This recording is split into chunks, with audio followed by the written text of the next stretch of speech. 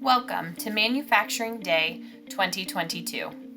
At Tusco Display and Manufacturing, we look for positive producers, resilient problem solvers, and great teammates to join our company.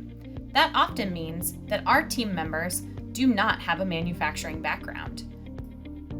Many of our team members did not have an interest in manufacturing until joining our organization. Some come straight out of high school, and others have varied backgrounds. So before coming to Tusco, I had no idea that manufacturing was for me. Before, I was in retail, I babysat, I cleaned places, and I didn't think for a minute that this would be the job for me. Cassie Grove joined our team almost a year ago. Her previous experience was in restaurants before deciding on a career change and coming to Tusco.